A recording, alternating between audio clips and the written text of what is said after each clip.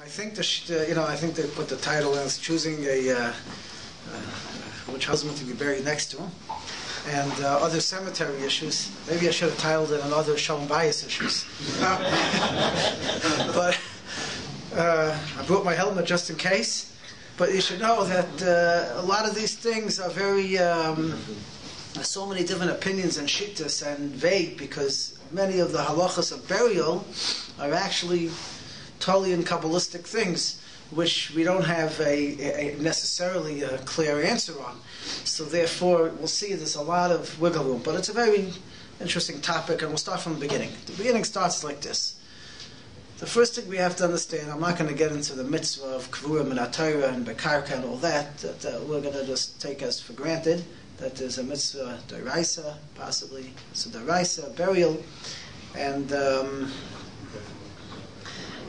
the question is, what we're going to discuss, the question that we're going to discuss is they're like the prime real estate that the person's looking for. Like, does it matter? Like, I was speaking to someone, he says, like, who cares? You know, you go to Olam Haba, and then you go to Gan Eden, and what happens down here, like, who cares? Is there any difference? But L'maisa, we do find this concept. Yaakov Avinu said, last week's Parsha, he wanted to be buried in Hebron.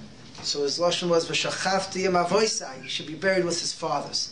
Now this actually is halacha that is, there's very few halachas actually in Shulchan Aruch clearly. And there's actually a sefer written by Yehuda Greenwald.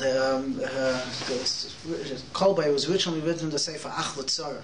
We have the Achlat Tzara, the old version of the print, but he put together, Yehuda Greenwald, sorry. And he put together shuvas and shuvas and shuvas on hilchas of avelus and burial and things, and he was really did something which was unavailable beforehand, and put it all together, because a lot of these shilos are not directly in Shulchan Aruch.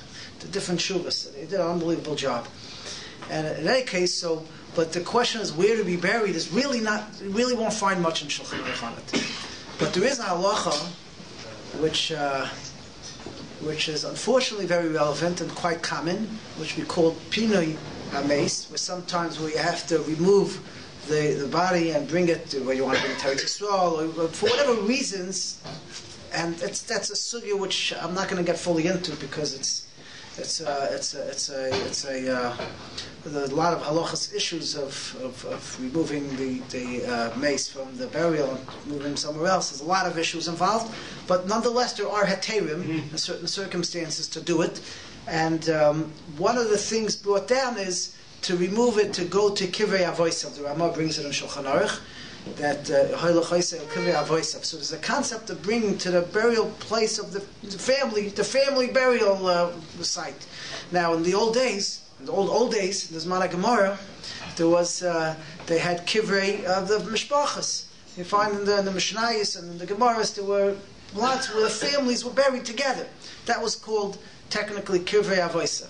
And if for case, whatever reason is, someone was buried maybe temporarily or in a different place, there was a halacha that was allowed them to take and remove the kivrei avosav. So we see there is a concept where there's a preference to be buried by kivrei avosav, like Yaakov Avinu said. Now this maybe goes, some Gemaras like that, this maybe goes a little further, that it brings down here, that from Tzavos, Rabbi Eliezer, bar Rav Yaakov, the grandfather of Rabbi Eliezer, the Mechaber of the Sefer Maharil, which is one of the earlier Achronim, and he had a tzavah. He writes there that if there's no place to bury him next to the father, you can bury next to the mother. If there's no place there, you can bury next to the grandparents. If there's no place there, next to the children if they died b'chayiv. So he extends this kivrei avosav, where Yaakov you only see the father, and he sort of extends it to other family members, which we'll discuss later. It's not so simple, but that seems to be a concept that people, there is a preference of burial near the there where a parent is buried. Now,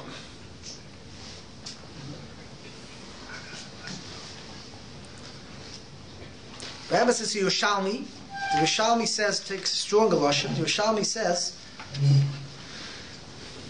in this halacha of removing the remains from one kever and bringing it to somewhere else, so it says you're not allowed to move even from a makam, a bazui, even if it's not such a nice burial plot, but do it to a nicer place. You don't do that. But even if you're going from a mechubadik burial place, it's a very nice. There's a lot of tzaddikim buried there. It's a nice mechubadik burial place, and you're taking it to a bazui, a not so proper burying place. If that's makam avoisav, you're allowed to do it. Because why? So he says, orev hula adam. It's orev for zarevus, for a person shuhuni nuach etzel avoisav, that he's resting near his parents. So there is a nechusa. I don't know if this is where the phrase "rest in peace" comes from, but there is a nichusa. There's an orev lo adam that the person is buried near his parents. So it's not just a intellectual question where he should be buried. It's actually a preference for the person that's buried himself. As strange as that sounds, the Maver Yabuk, Rachi HaKoyin, was early Achron also, and he put together a sefer called Maver Yabuk, which actually discusses a lot of Kabbalistic concepts in there, and it discusses a lot of Musar and Kabbalah, but it discusses a lot of end-of-life things. And actually, Shagasari, when he was passing away, he asked, bring me the sefer Mavi Yabak. He wanted to read it. It's actually quite a fat sefer. But to bring it to me, he wants to read it before he passes away, So this is an early, that's held in great esteem. We'll come back to it later. But he writes there, his language is that...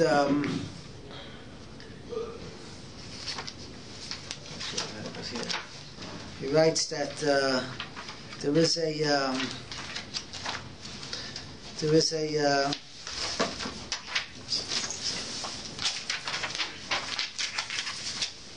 he writes that there is yesh l'guf chiyas ma bekever.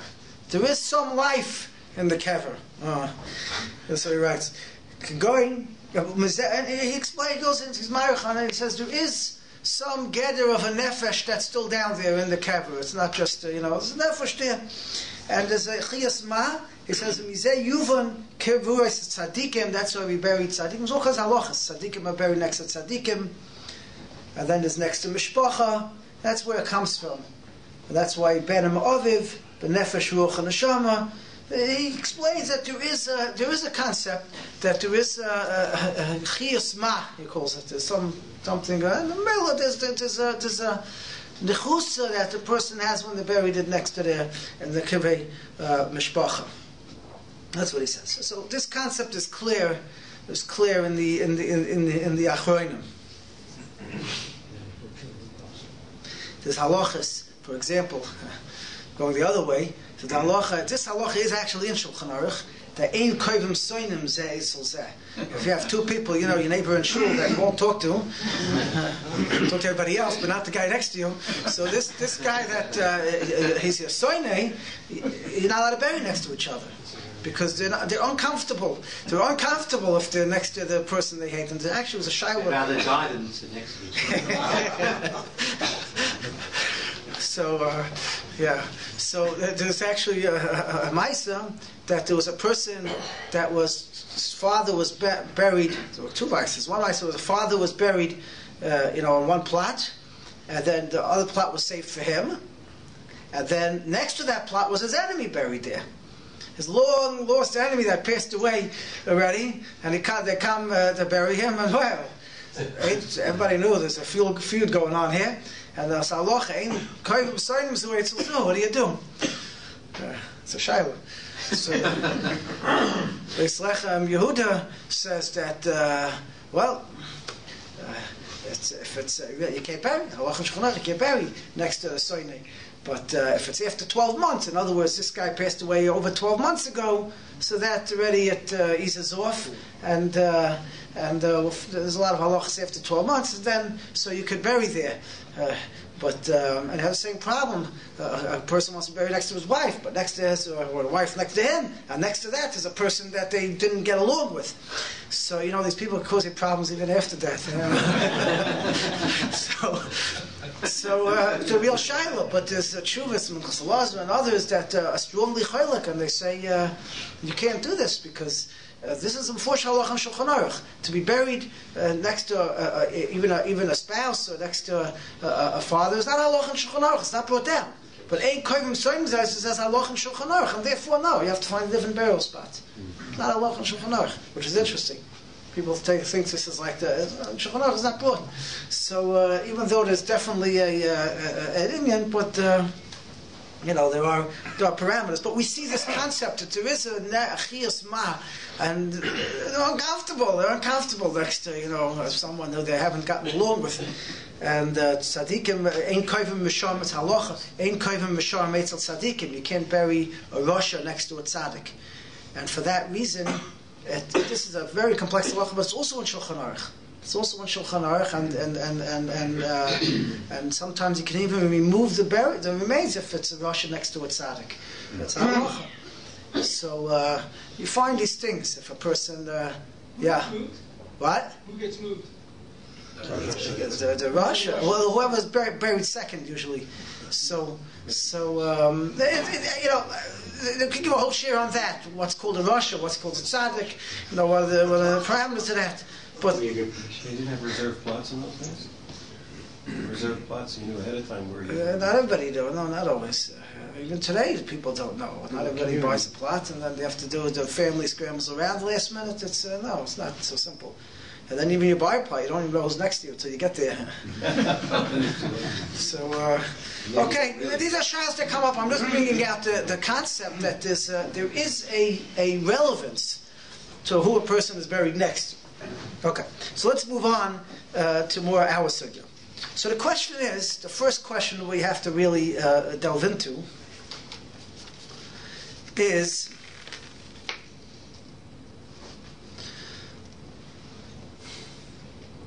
is there a nechusa? We find that there's a neicha, there's a nechusa to bury a person b'kivrei avosav. Now we said that's the father. What about the extended family? It's also a whole machlokes. And what about other family members? So not so simple. There's and the Sach Jul brings down. First of all, maybe it's only applied to Bisman HaChazal, where the family had burial land, and the whole family is buried in the same place. But today, it's just one big basic forest, and everybody's buried different places. So maybe the whole thing doesn't apply. Rosh Hashanah held that way. It's Dafka B'Doros Rishonim, but not today. And there's a big machlokes in the Imre Yesh. He has a Klaus Chakir. It's a whole question whether this applies today, to the point where the poskim say it's clear that a ben next to his father, that we try to do, a son next to the father, if that's what is possible, and other family members. There's a question to the point where Rabbi Moshe Feinstein in his tshuva would not allow to remove a mace for whatever to bring it next to another family member, because that might not be considered kivrei avosav. Now, l'chatchila, where to bury, it seems clear in most poskim, some Seif is clear like that also, that there is a mila of any family member to be near, like I mentioned before. But what I want to discuss specifically is a husband and wife. Okay, a husband and wife. What's the deal over here? Is that included in kivrei avosav? Because kivrei avosav is really family, through. Ancestors. Yeah, descendants. That's part of the family. But someone that's a wife, how does that work exactly? So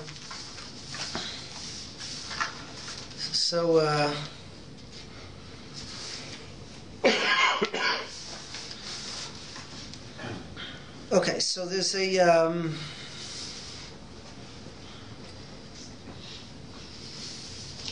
Let's start with this. There's a interesting tshuva from Zvai Shul. He goes through the whole sugya quite well. He says like this: is there a nichusa for a husband to be buried next to the wife or the wife next to the husband, do they have that geschmacka feeling that they're buried next to each other? So there's very interesting here. So there's a Chuvas Yad Yitzchak who's marach on a lot of these shilas. And he actually brings a raya, okay? We know in Chumash, let's go back to the Parsha last week. So Yaakov told Yosef, don't be upset. Don't be upset with me that I buried Rachel on the derech and I didn't take her to Chevron. I didn't take her to the Moras Machpelah. Right?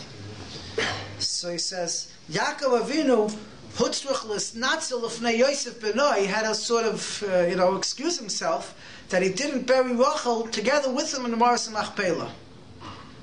So he says, this is somewhat of a proof that a wife wants to be buried next to the husband. And therefore Yaakov had to excuse himself why he couldn't bury Rachel next to him.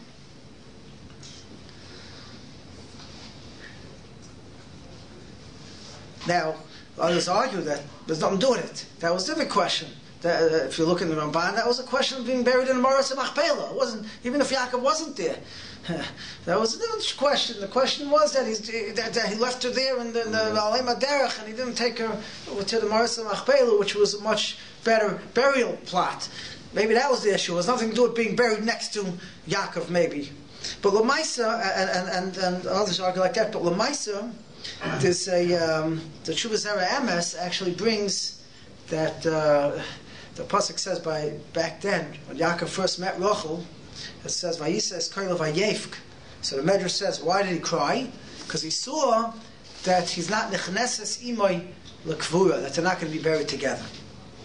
And the Yifas Torah says over there, because who was the main zivug? We'll get back to this later. Who was the main zivug of Yaakov? Rachel. Rachel was the main zivug, even though she was the second. She was the main zivug. And there's you see from here, there's a neichel adam likaver esel pasukay. And he was bothered to the point that he was crying that he wasn't going to be buried next to her there. So that's the Chuvas Yad Yitzchak. Obviously, he brings other rayos, but that's his take to the Avada. There's a nechusa that the husband and wife should be buried together. The Chuvas Pri Asada actually goes the other direction fully, and he says, no, there's no such thing. We never bury a husband next to the wife. Never. Ain't that derech cover the base that a wife should be buried next to the husband? Even though the Avos were buried together, the Avos were buried zugas, because we can't compare ourselves to the Avos HaKadoshim because the Zivug was B'Kedusha and B'Tayram, and they represent, Chesed, all the things. It was something else. But the regular people, it's better if men are on one side of the Mechitza, ladies are on the other side of the Mechitza. This is how he held. And in many communities, that's how they buried. They actually buried, a lot of places you have, the burial is the men on one part, and then the woman on the other side, and the two sections don't cross at all. Now, Moshe writes in the Tshuva that don't think that that's for any reason, like in Shul, you have men on one side and women on the other side, because after people pass away, they don't have a Yetzer Hara. There's no reason that they shouldn't be buried together.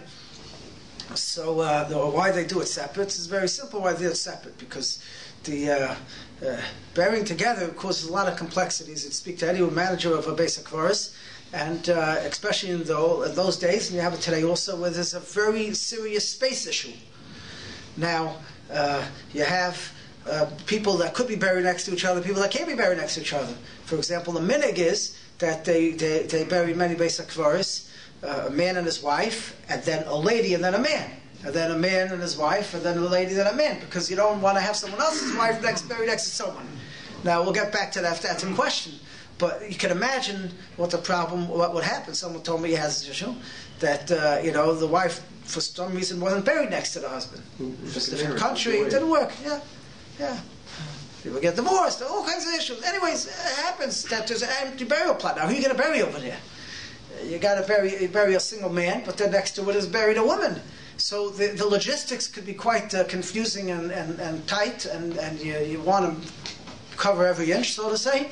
So therefore, there were takanas that they just bury them separately.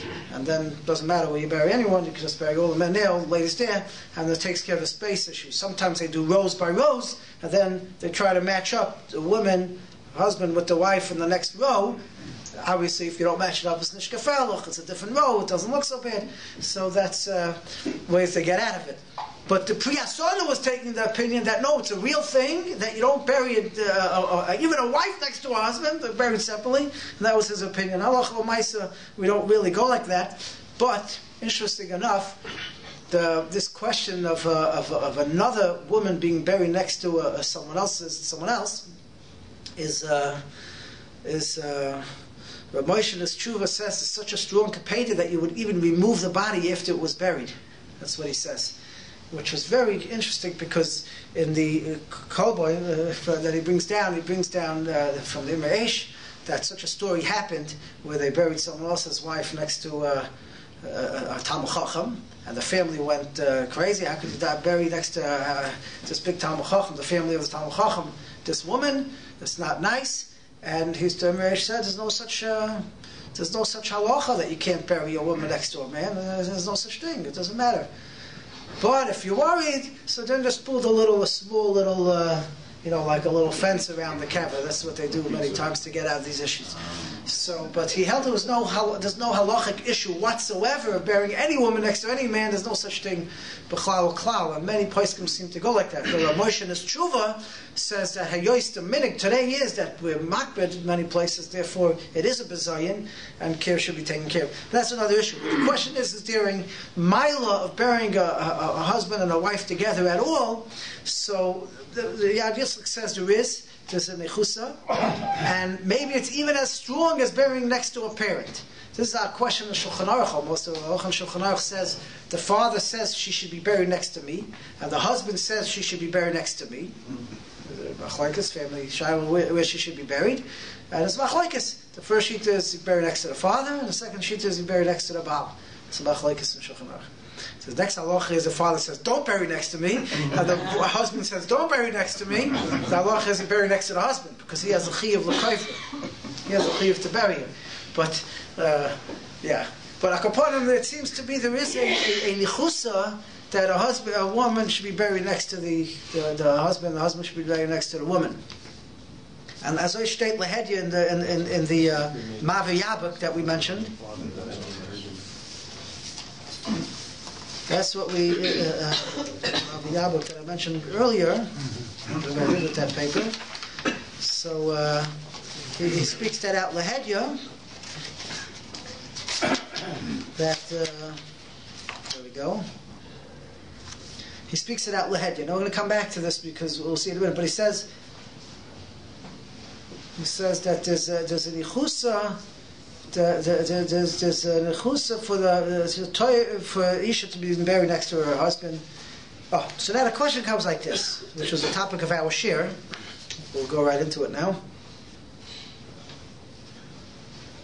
Okay, so a story happened that a woman got married, the husband passed away, she remarried, and now the question is, who should she be buried next to? The first husband, the second husband? That was the question. And the Hagois Yad Shol, which is from Yosef Shol Nottenzain, from the Shol Meshev, but he had a Hagois on Shulchan Aruch, and he writes in his Hagois on Shulchan Aruch that happened a story, such, and he said she should be buried next to the second husband. That's what he said. He says, buried next to the second husband. He says, what's his proof? His proof was from a Tshuvas Chassam Sofer. The Chassam Sofer says, should have made index cards over here. But the Chassam Sofer says a shaila like this. A woman that her husband died, and she got remarried, and now they're living happily, and now the first husband's remains had to be removed for whatever reasons from the kever, and the halacha is reburied, and the halacha is whenever you open up the kever and remove the bones and rebury it, you have to sit avelus again. Sit avelus. So the question is, on that day, so the question is there halacha, this woman is already remarried to the second husband, so is she mechuyev to sit avelus on that day, the b'yoyim likarat tzoma is on the first husband when she's married to the second husband? So he says, "Nir lafiyani staiti to lav shapel lemevet hachi." She should not sit avelus. Vafilu guf avelis. Even similar cases, but even by the ikra avelis, for sure she shouldn't have said why. Okay, ready? Mishum de nesuim shniyim mafkiyim kurvas rishon legamri. In other words, when the first husband passes away, the kurva, the relation somehow is separated. She's allowed to remarry, but it's not fully severed. But once she remarries, the kurvas rishon is paka legamri. That's what he says, and therefore finished. She doesn't have any chiyuv to sit avelus when they remove the thing. Now, b'chlal is a halacha. He says b'chlal is a halacha that she's not allowed to. It's not right that she should show avelus in front of her new husband. Showing body issues. She's married now. She's going to show avelus she's thinking about the old husband. So. It's Einer Rishai L'chanas to Beisa. You're not allowed to show avelus for him either. If he remarries, he's not allowed to show avelus for his first wife. Not allowed to show avelus once he's remarried because of chalisha status of the second one. So interesting Maisa. They bring down in the Zichron Moshe about the Chassam Sofer himself. He was married to 3 different women, one after the next. Chashav woman. One of them was the daughter of Rabbi Kiveger, but the third wife was the original wife of the Tiv Gittin. That's a big guy.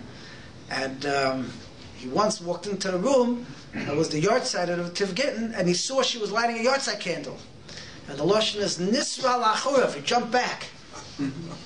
And he had a big peda, how could she light it? And but it's Roiv Tzidkus, that's what they write there. And Roiv Tzidkus, he didn't say anything to her, he let it go, he didn't say anything to her. But it came out that he died on the same yahrzeit as this person, the Tiv Gittin. I don't know. But in any case, there's lighting yahrzeit candles, a big shaila. Before of it's not proper. There's a sukkah. But he's saying, the Chassam Sofer is saying that's poka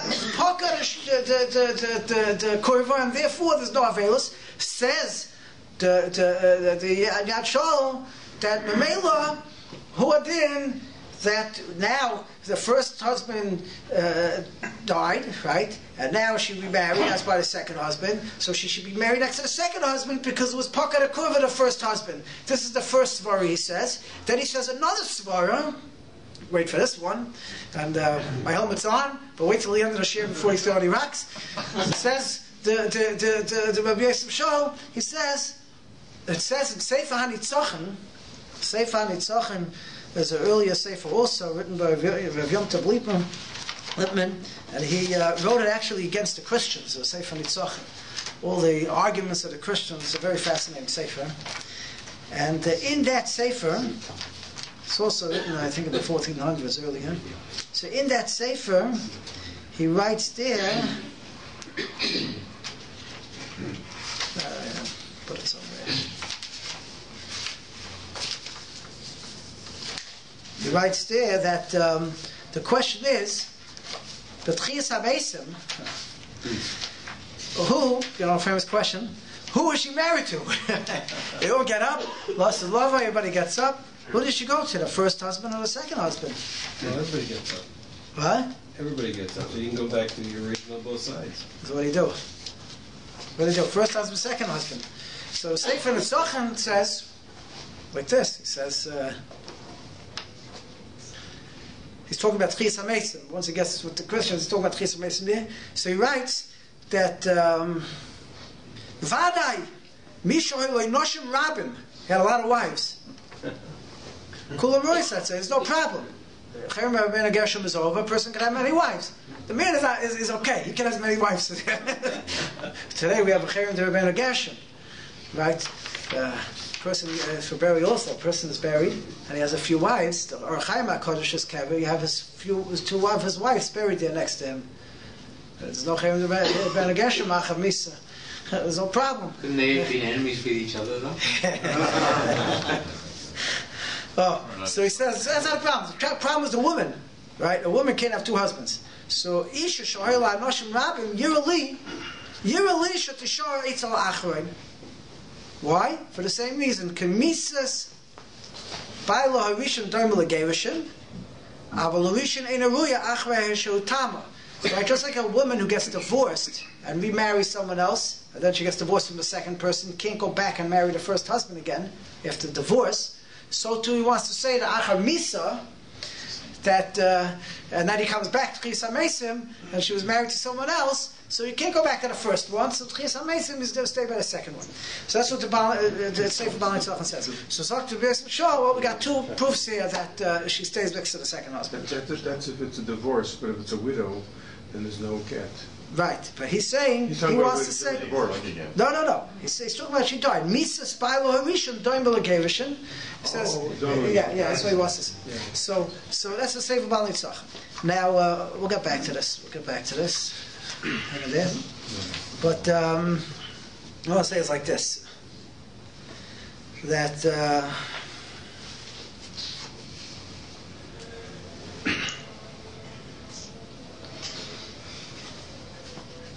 Okay, so Be'emes what we have is another tshuva from Rabbi Yosef Shaul. It's in the tshuvas Yosef Das, and he actually explains Barichus. It's a tshuvas Divrei Shaul it's called, but it's in the Kutus Yosef Das, and he actually explains Barichus his shita on this, which is very different than what would seem from the Haggah. He brings this all down, and he says, first of all, the case he's dealing with is where he actually has a different case here, where there were children from the first husband, and there were no children from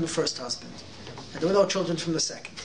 So there, the children want that she should be buried by the first husband. Right.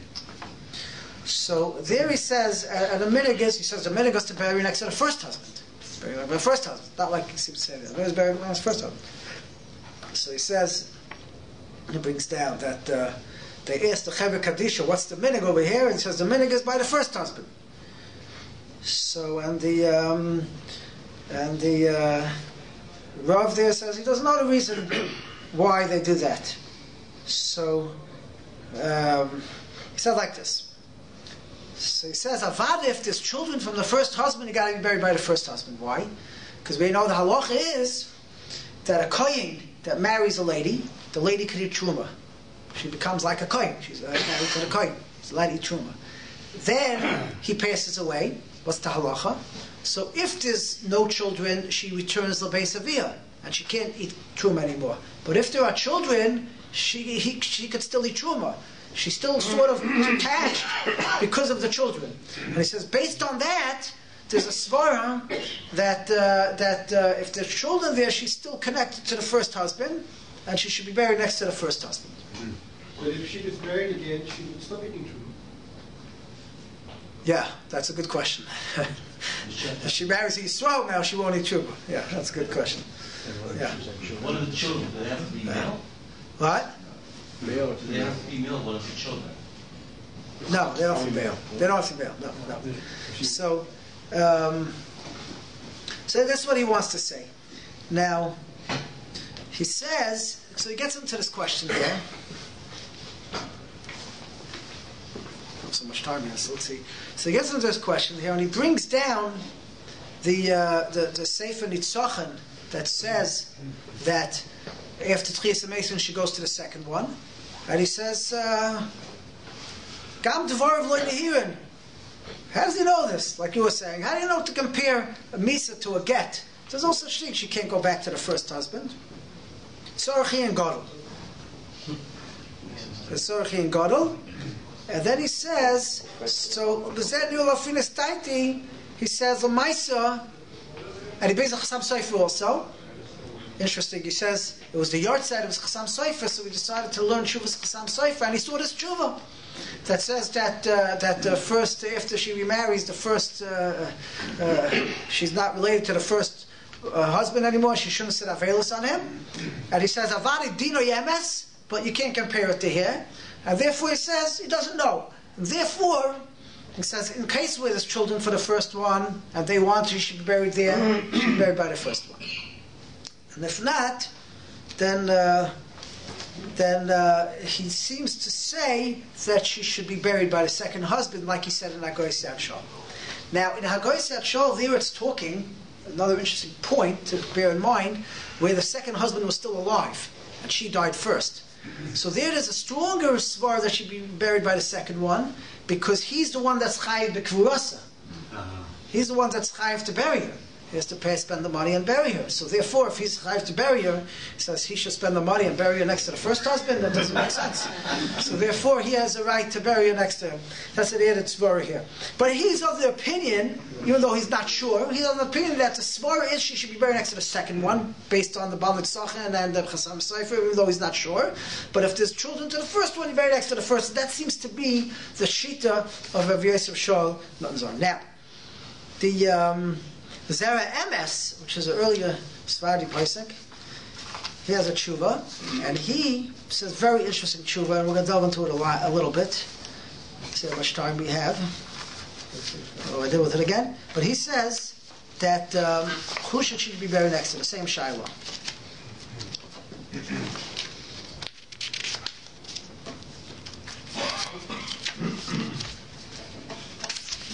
I had it before, but I think I lost it. So anyways, so he says that, let's look at Kol Lashon. Oh, here it is.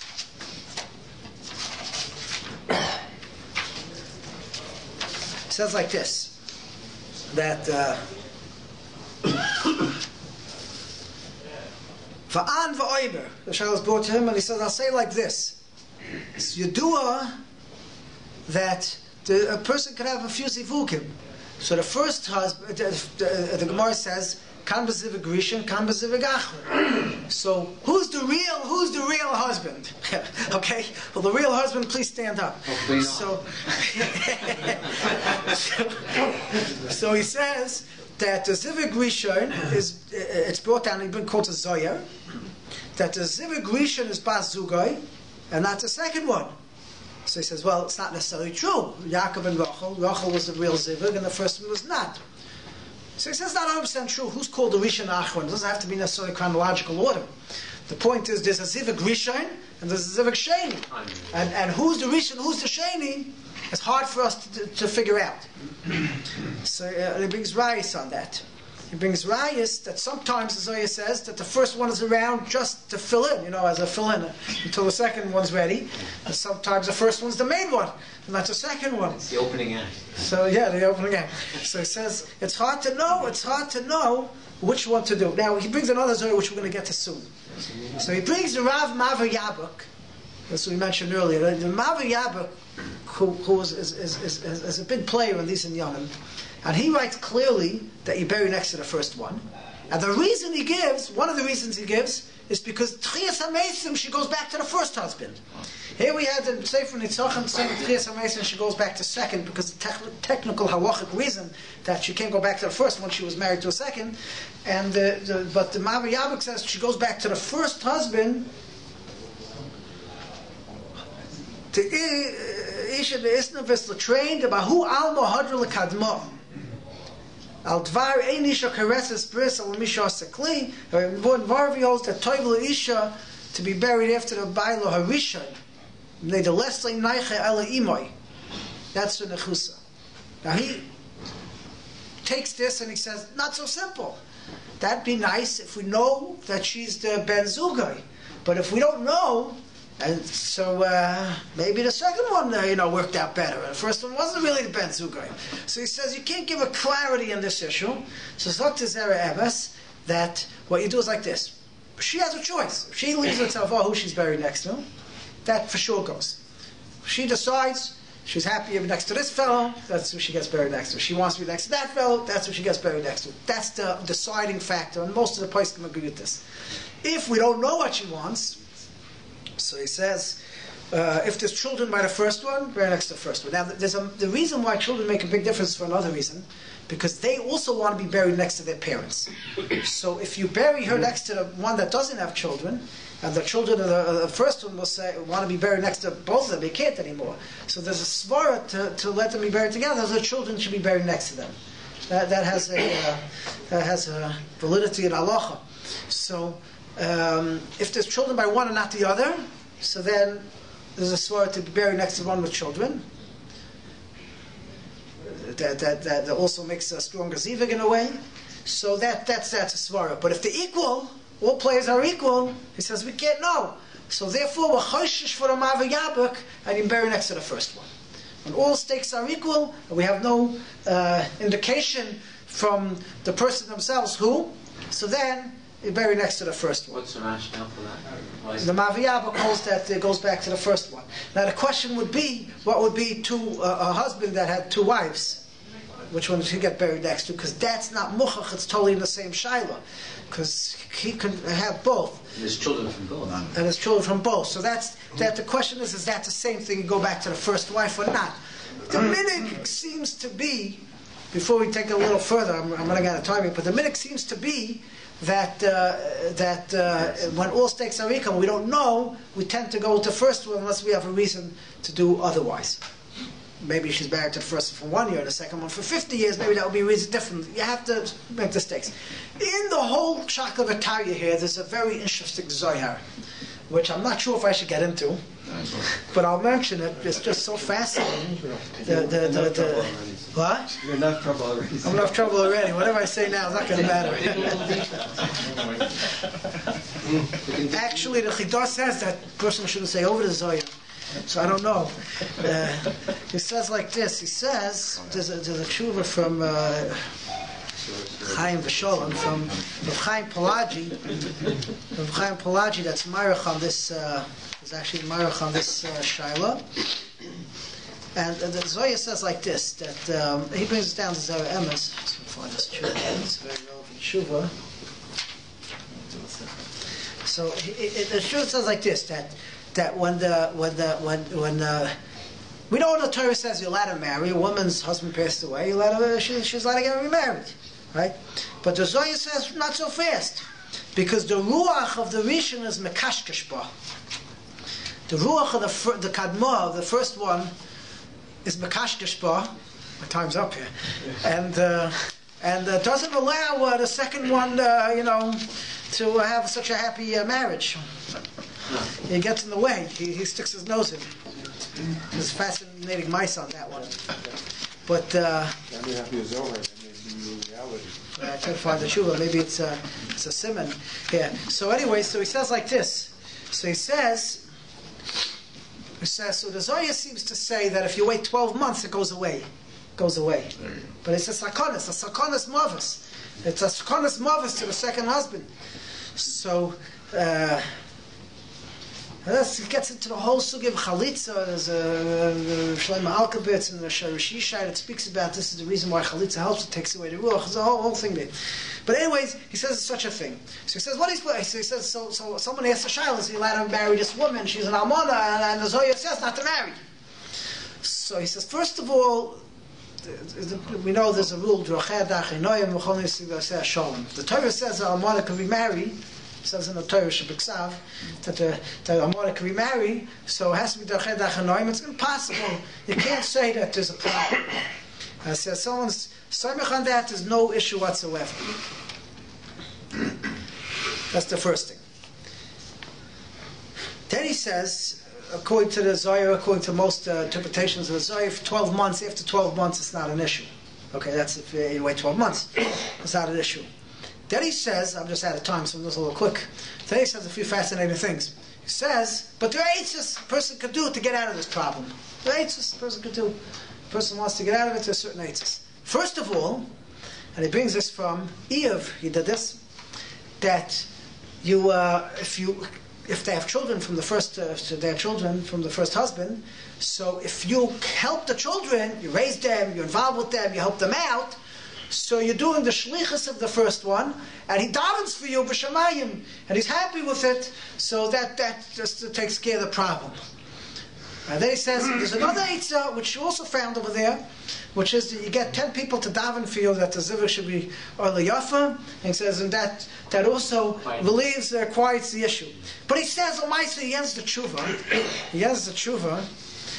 very fascinating. He says, L'maisa, we find throughout all the generations, he brings proof after proof, that the Gedolim remarried and weren't worried about this issue. We know Beis Yosef had 3 wives, and the third wife of the Beis Yosef was an almana, and he wasn't concerned about it. He speaks about, okay, I'm not going to go to that. But anyways, so he says like this. He says there's a story as he's trying to bring a proof that all the Gdolim remarried. Very interesting mice. I'll end with this. So he brings a story that Ritva is one of the big Rishonim we have, and the Ritva of Yom Tov, his name was Ritva.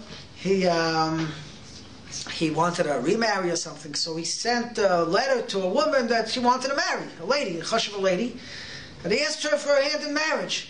Now this lady was previously married to another fellow by the name of Yom Tov. So she sends back to him, she must have been a sharp woman, she sent back to him the phrase of the Gemara. Now, I may have to explain to the phrase of the Gemara. The Gemara says, the Gemara is talking about burial on the second day Yom Tov. If you could bury a mace on the second day Yom Tov. On the first day Yom Tov you're not allowed, or the second day Yom Tov, the Gemara says you are, because the second day Yom Tov, regard to the first day Yom Tov, is like a weekday.